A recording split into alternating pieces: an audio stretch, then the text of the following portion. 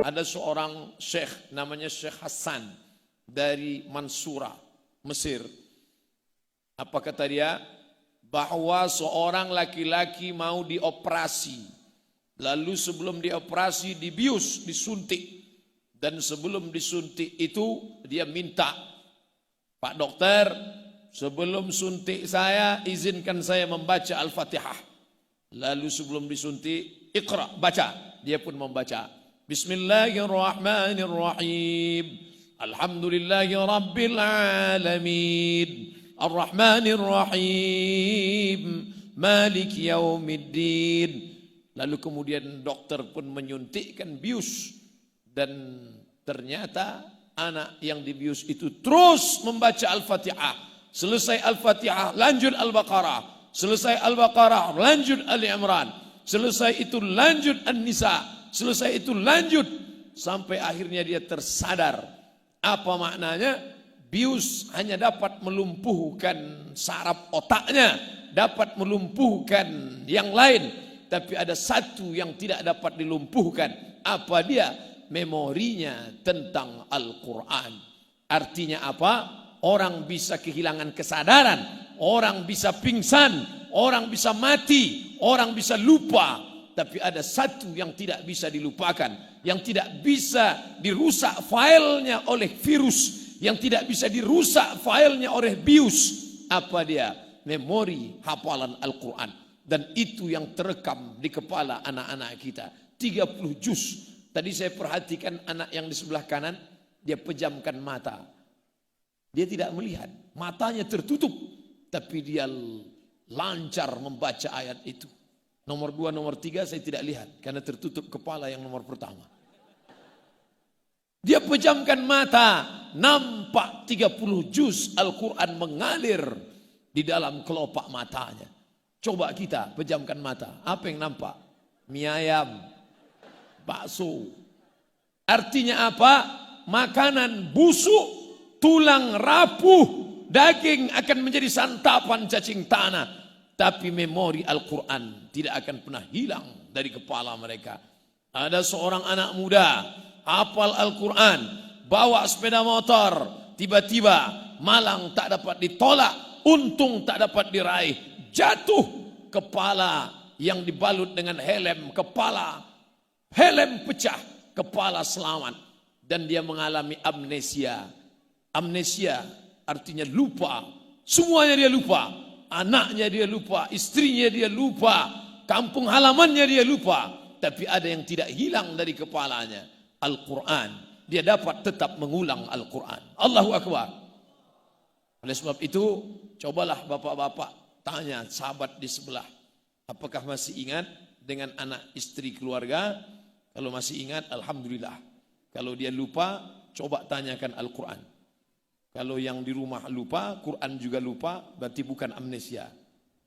Memang tidak tahu entah apa nama penyakitnya. Tapi amnesia dapat menyerang ingatan, memori orang. Tapi Al-Quran, memori itu seolah-olah hidden file tersembunyi yang tak dapat diserang oleh virus apapun. Siapa yang menjaganya? 5 kali Allah mengatakan kami dalam satu ayat itu. Inna nahnu nazzalna dzikra wa inna lahu lahafizun. 5 kali dia ulang menunjukkan kuasanya. Jarang-jarang dia mengulang satu ayat sampai 5 kali. Kami, kata Allah SWT. Bukankah dia satu? Qul huwallahu ahad. Bukan dia tunggal? Lam yalid walam yulad. Bukankah dia esa, tunggal, tak berbilang? Mengapa saat itu dia berkata kami? Seorang raja tegak perkasa di hadapan rakyatnya, dia berkata kami yang tegak di sini, kami yang berdiri di sini. Padahal dia sendirian. Saat itu dia ingin menunjukkan kuasanya. Begitulah Allah ingin berkata, aku kuasa. Siapapun kalian yang ingin menghilangkannya, bukan angkuh, bukan sombong, bukan apologi, bukan pula menantang. Carilah di dunia ini siapa yang mampu menghafal kitab sucinya. Andai terbakar semua Al-Quran di dunia ini, dari Maroko sampai Maroke, hilang Al-Quran dalam tulisan, maka orang tinggal datang saja ke Iskarima, dia masih tetap segar bugar di dalam kepala anak-anak kita. Allahu Akbar. Kenapa dikatakan Allahu Akbar? Karena kalau kita puji anak kita, karena anak saya, karena santri saya, kita khawatir dia akan terkena penyakit ain. Oleh sebab itu balikkan kepada Allah. Kalau ada yang memuji, hebat anaknya ya, alhamdulillah. Hebat santrinya ya, Masya Allah. Luar biasa hafalan mereka, Allahu Akbar. Untuk menunjukkan kita tak ada kuasa, tak ada daya, tak ada upaya. Kita katakan dengan penuh kerendahan hati, la haula wala quwata illa billah al-ali al-azim. Banyak orang hafal Quran, tapi tidak berpengaruh kepada lingkungannya. Hanya dia saja. Pondok tahfiz Quran dalam tembok yang kokoh. Ketika kita masuk ke dalam, terdengar suara hafalan Quran, terdengar santri-santri membaca Quran. Tapi begitu keluar tembok, terdengar pukulan balak 6 di atas meja gaplek, kelepak. Terdengar orang mabuk, hanya tembok saja. Tapi kita bahagia. Kenapa? Karena iskarima tidak bertembok. Ustaz tahu dari mana? Saya tadi keluar salaman jamaah. Dari luar bersalaman, bisa melihat, bisa bertatap muka.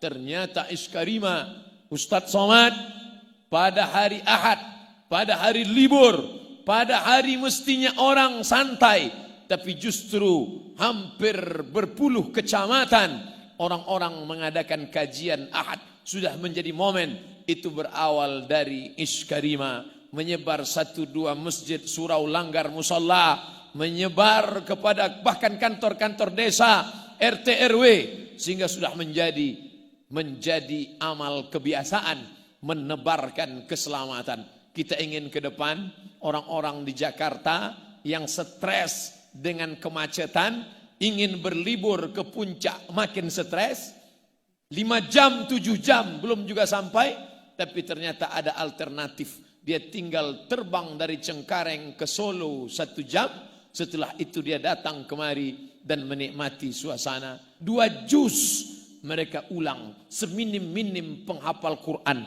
mengulang hafalan Qurannya 2 juz. 1 bulan dia khatam 2 kali. Belum lagi yang membaca lebih banyak daripada itu. Meninggal orang tuanya, mengalir bacaan pahalanya tanpa dia katakan, ya Allah, sampaikanlah pahala bacaanku kepada ayah ibuku. Tak perlu dia bacakan, tak perlu dia ucapkan, tak perlu dia katakan, mengalir pahala bacaannya. Begitu nikmatnya orang tua yang anak-anaknya penghafal Al-Quran. Begitu nanti di akhirat, idza sama'un fatarat, langit terbelah, wa idzal kawakibun tasarat, planet bertabrakan, wa idzal biharu fujirat, lautan diledakkan, naik air laut ke darat, wa idzal quburu bu'sirat, semua yang dikubur bangkit ke atas. Ada yang bangkit dari kubur, di atas kepalanya tajun minan nur, cahaya, mahkota dari nur cahaya. Pandang ke sebelah kanan, biasa saja kepalanya, tapi ini ada orang yang di atas kepalanya ada mahkota dari cahaya. Mengapa kepala dia ada mahkota dari cahaya? Apa kelebihan dia? Ternyata anak-anaknya orang ahli Al-Quran, min hamalatil Quran, min hufazil Quran. Mudah-mudahan kitalah yang bermahkotakan cahaya itu, karena anak kita masukkan ke pondok tahfiz Al-Quran. Amin. Ada orang-orang tua ketika anaknya tadi membacakan Al-Quran. Berikut ini mari kita dengarkan pembacaan Al-Quran oleh Al-Hafiz Fulan bin Fulan. Orang bertanya, itu siapa? Anak saya. Anak bapak? Ya. Bapak yang ngajar dia? Enggak, saya serahkan ke pesantren. Bapak pandai baca Quran? Sampai sekarang alhamdulillah sudah 5 juz, Iqra 5.